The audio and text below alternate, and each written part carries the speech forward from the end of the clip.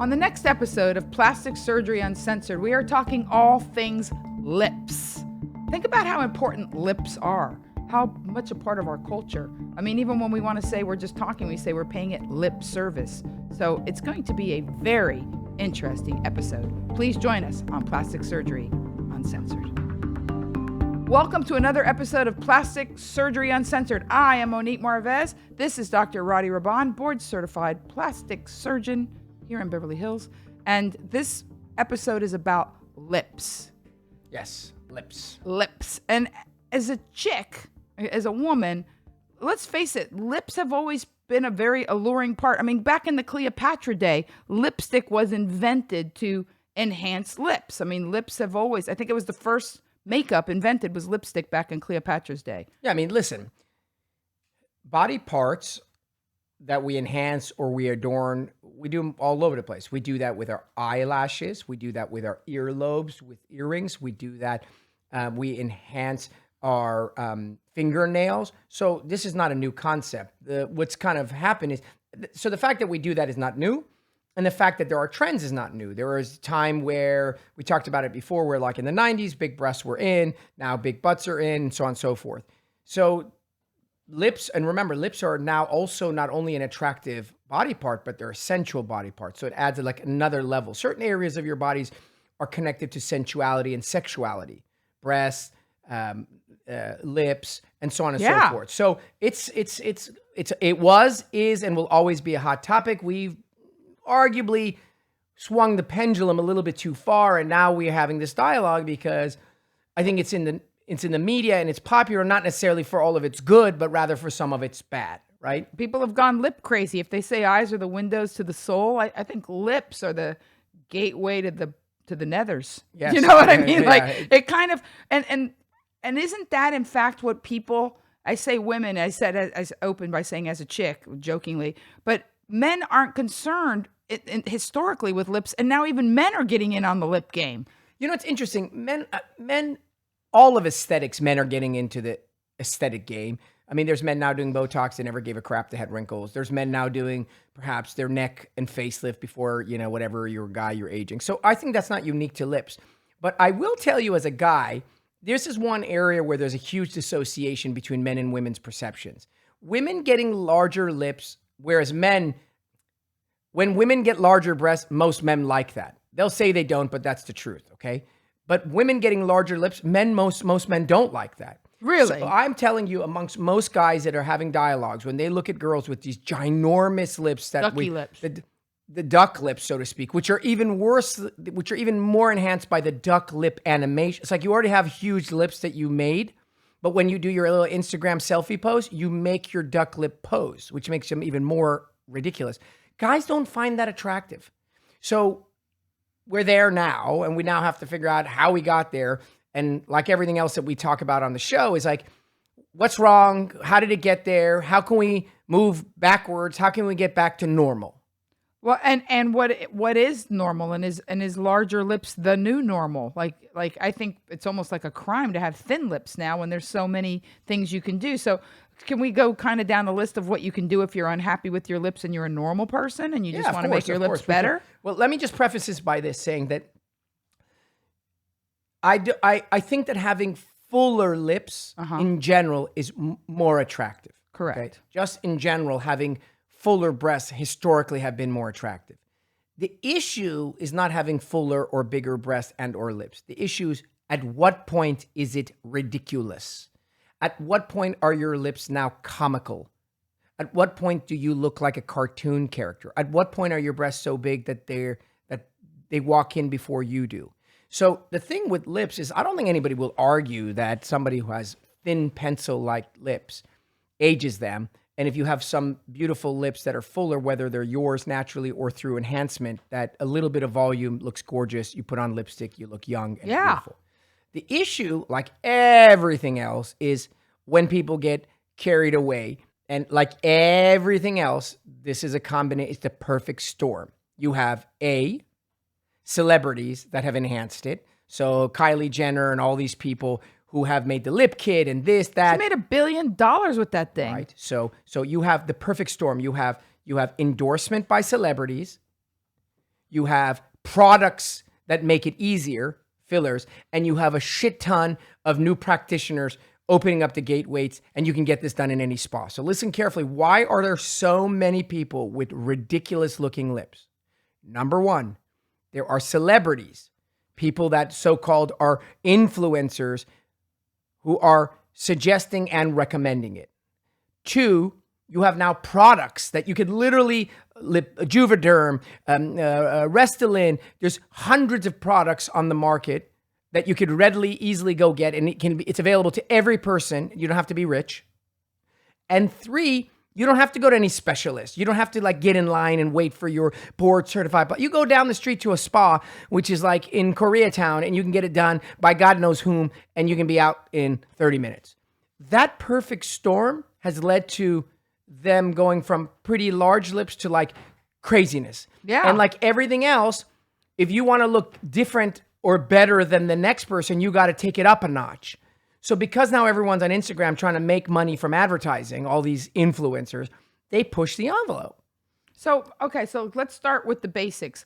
We all agree that fuller lips look nice, but there's shape of lip. Correct. There's like, I know that this is a Cupid's bow. Correct. Right? And I'll tell you, because when I like my mouth and I haven't done anything to it. And when I was younger, I used to put lipstick on with lip liner in the 80s and kiss a napkin and put my phone number. And I always liked the wig, because that's a beautiful shaped lip. It was like a thing, But as I got older, I can tell you, and I know they're called vermilion borders because my lips are thinner than they were. My print isn't quite so printy. So you can do that. You can make your vermilion borders. You can fill. So let's talk about basic aesthetics before we get into more odd stuff.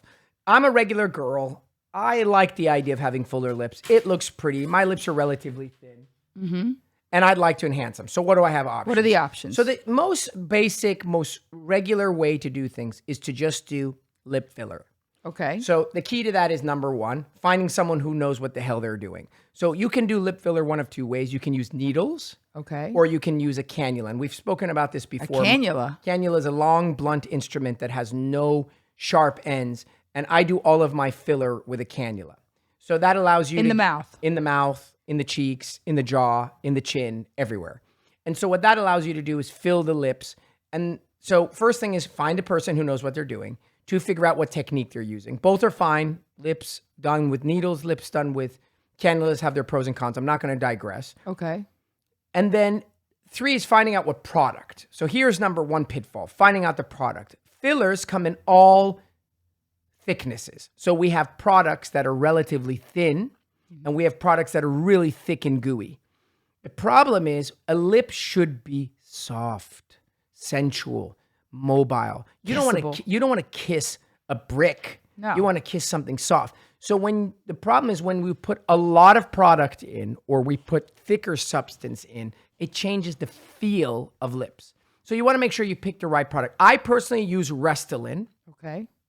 I'm not a huge fan of Juvederm, which is the most popular product used because Juvederm, in my opinion, swells up too much and creates some of that poutiness that I feel looks unattractive, but many people like.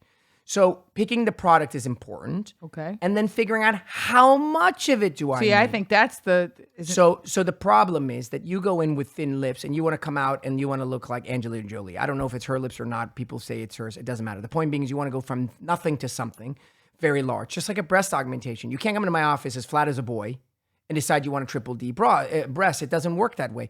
So incremental increase in lip volume is crucial. And there is a max, like in a chest. You see, There's not enough room. You see how I keep making analogies to the chest enhancement?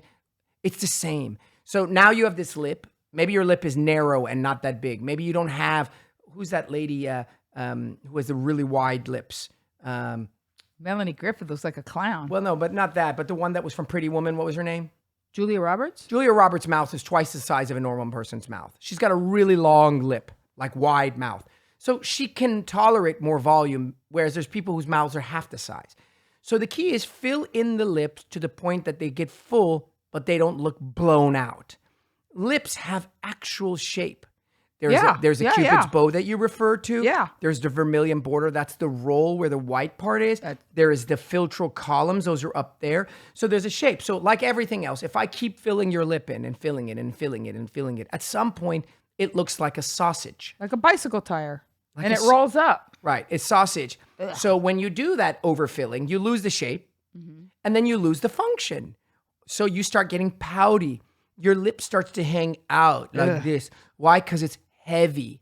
The muscles in your lip, because the lip has muscles in it. That's why you can pucker. Kiss and pucker, and that's why you can suck on a straw. You start losing the ability to do that. If you notice, people can't pronunciate when their lips are really full. They can't actually pronunciate.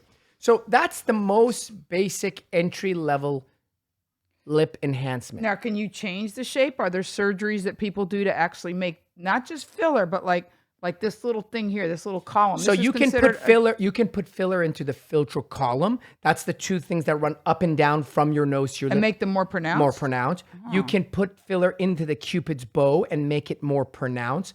You can do that all with filler. So filler is level 1. Okay. So now level 2 is, now we're getting into a whole new dynamic. So it doesn't surprise me that the natural evolution of this lip phenomenon is we went from fillers to like people pushing the envelope, and now we're doing things called lip lifts. Lip lift. Lip lift. Now, how does the lip, other than aging, you were saying in another segment that the lip like droops, that as you get older, your lips get longer? Like everything else, it's the same everywhere. You lose volume and you increase skin. So you get deflated and you gain skin. So the treatment for aging of everything is going to be re-volumizing, adding volume, and shortening or removing. The issue is there's a surgery called a lip lift. And basically what it is the distance between under your nose to your lip is called the lip lift, the lip distance. So here, right underneath your nose, right, where your nostrils come together, down to your lip is a distance. So as one ages, that distance gets longer and longer, and your lips, rather than being rolled outwards and being like ski sloped, they roll inwards and they look like they're old and kind of like they turn inwards. Like the Grinch. So very commonly in facial rejuvenation of older women who have long lip length, we will do a lip lift, which is a pretty big surgery in my opinion, in that you cut all along the base of the nose. There's a lot of nerves there, aren't there? It's not the nerves. It's that you cut from one nostril all the way under the nose and all the way to the other nostril. And so it's a visible scar. Even if it's done incredibly well, it can be visible. And it changes the dynamics of the way your lip functions. So now if it's long and we make it normal, it looks great. And I think it's a very powerful surgical tool to rejuvenation.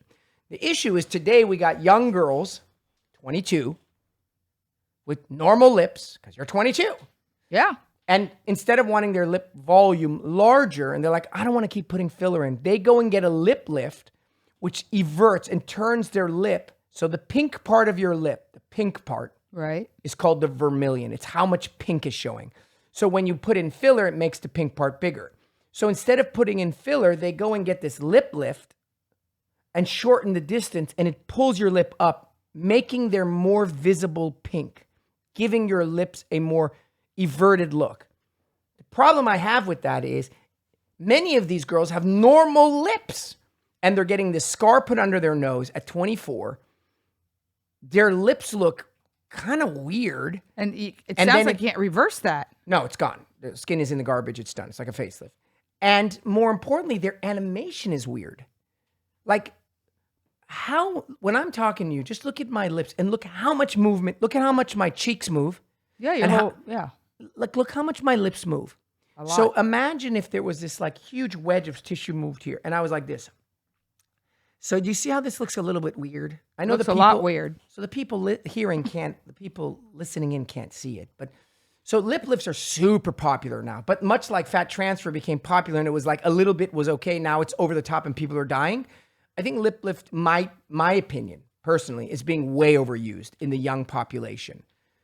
They're exchanging a pretty obvious scar, some functional weirdness for like enhanced lip presence. So that's, do your homework when you do your lip lift. It could arguably be unattractive. And I just asked you, is it hard to create a correct a bad lip lift? And I want to repeat this because it's important. There's no correcting a bad lip lift. No, it's you literally cut out a wedge of tissue or skin from your lip to your nose and cut it out, and then the scar hides. It's a gull wing scar. It goes right in the base of your nose. If you're lucky and it heals really well, you can conceal it with makeup. But if it doesn't, there's a slight dent there, and I personally think it's quite obvious. All right.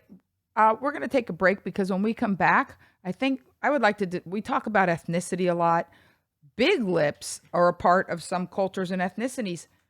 I think Michael Jackson was the first famous person I remember that I looked at his face and go, you've done something. And then when I really looked, it's like, your lips can people do that? Yeah, lip reduction is actually quite a common procedure. And it's done for a number of reasons. It's done generally for people who have genetically large lips, as well as for people who unfortunately took a wrong turn and injected a bunch of stuff in their lips, and now they're stuck with it. Well, let's take a break and come back and just wrap up with that. When we come back to Plastic Surgery Uncensored, we're just going to wrap it up with lip reduction, because I was surprised to find out that as much as everybody wants them bigger and bigger, there are still a select members of the population that get them smaller. Coming back on Plastic Surgery Uncensored, lip reduction. We're back with Plastic Surgery Uncensored. On this particular one, we're discussing, this episode is all about the lips. Now, I think it's obvious when somebody does, your lips are in the middle of your face. It's even more than a nose job. But you're saying that people wax and wane, up and down. We were discussing Lisa Rinna during the break. Talk to me about Lisa Rinna's lips, because they have been, other people have talked about them ad nauseum. Okay, so listen, there are two things you do with your lips. You can make them bigger, you can make them smaller. Okay. So we talked a whole first segment about this lip phenomenon, the lip kit, and Kylie Jenner and her making billions of dollars through this phenomenon. Just to be note, I don't really think that those, if you want to use a lip kit or something like makeup or whatever, because you're going to a party, you put it on your lips, it makes your lips enhance, awesome, they're going to go away, you go back to normal. There's a number of people who end up getting their lips enhanced and then they regret it. And if you use reversible filler, maybe you can reverse it or whatever, but there is a subset of individuals who have injections in their lips. I've taken care of hundreds where they have these permanent fillers injected in their lips. So basically, they're stuck with it. They hate not only the size of their lips, but they hate the shape of their lips. They have lumps and irregularities, and like you can see the smoothness of their lip is destroyed. That's one subset of individuals who want their lips smaller. And another is ethnic patients. There are individuals who are born with super large lips, like if you're born with super large breasts. And aside from it, like not looking proportional like a big nose, it actually causes them issues like chapped lips because they're exposed. They bite their lips while they're eating and talking. So those are our two subcategories. What do those people need? They need a lip reduction. So there's no way to remove anything out of your lip like filler. Like people call me and they're like, I put silicone. Silicone's a perfect example. Silicone in solid form works great, but in injectable form doesn't work so great. The silicone creates an allergic reaction type thing when it's free floating, not in a breast implant, not in a chin implant, but just injections. It goes all over the place and it can never be removed. So a lot of people come to me from around the world. They had gone to their friend's house or a spa or whatever. They had something injected in their lips. More often, they don't even know what the hell it was, only to find out 5 to 10 years later that whatever it was never went away. And not only did it not go away, their lips are growing. And their lips are getting larger, and they're getting kind of weird looking. So what happens is when you get a foreign material injected in your lip, and it's not dissolvable by the body itself, like Restylane or Juvederm, your body reacts to it and creates these inflammatory reactions called granulomas. And your body keeps trying to figure out how to get rid of this crap. And so it keeps inflaming, and you get these reactions that keep happening. That causes you to create scar tissue, and the lips start getting larger and they get lumpy. So here you are now, you injected your lips when you were in your 30s. Now you're 45 and you have this pouty large lip that's all irregular. What the hell do you do? There's nothing to do other than a lip reduction, which is actually a very tricky procedure that not a lot of people know or want to do as surgeons. And what you have to do is you have to actually go and cut out a wedge of the lip mucosa itself. You can go in there and take the silicone out. It's everywhere. It's in the muscle. It's in the mucosa. It's not like you can go and like pluck it out. You have to take out the excess lip itself, like a breast lift or a face lift. You got to cut out the lip. The mucosa itself. So that's the procedure that you need to do. You do that for two reasons. One is because it'll make the lips smaller, but also because it improves the shape, because the lip is like all wavy and crap. So that's a lip reduction for people who have had injections in there. And it's actually the same procedure we do for individuals who have ethnic or are born with large lips and want their lips to be made smaller or more balanced or more to fit their face. There are different kinds of lip reductions inside the lip. The one I use and I propose and I like the most is one where you do sort of a wedge excision. But the bottom line for the listeners is to know that in addition, one more thing. If you use reversible filler. Well, I was going to say, because Lisa Rinna's lips were very ginormous. So Lisa Rinna. And then they went. No, so Lisa Rinna had beautiful lips. She was a very pretty woman. She went and had her lips injected with some crap. I do think it was silicone. They did exactly what I said they were going to do. They grew. She then went and had a lip reduction, and then her lips became more normal. That's Lisa Rinna. A subcategory. So I taught you could be born with large lips. You can get large lips that are irregular from permanent filler. But if you keep getting Restylane or Juvederm, absorbable filler put in large quantities over a long period of time, your lip mucosa will stretch and it will never stretch back. And then you'll have this sort of pouty, hanging out lip that also needs a lip reduction. Much like if you put a huge breast implant in a breast and then take it out, it's going to have saggy skin. Like blowing out your underwear elastic. Yes. That's also another analogy. So I think lips are super important. I think they used to be such an important part of beauty. We've, in many ways, like other things like butts, we've gone, I believe, way too far. Ironically, the lip kit queen went and reversed it, which is just so ironic.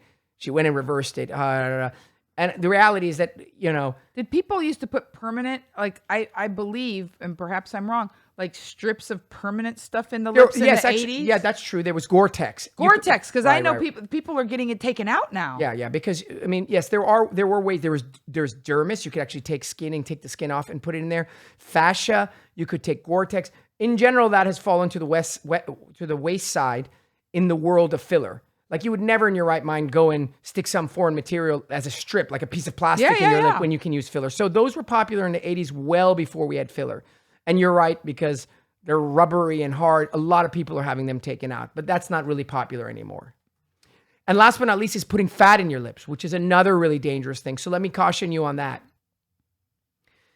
Fat, which is so popular, right? Fat in the butt, fat in the breast, fat in the face, fat in the lips.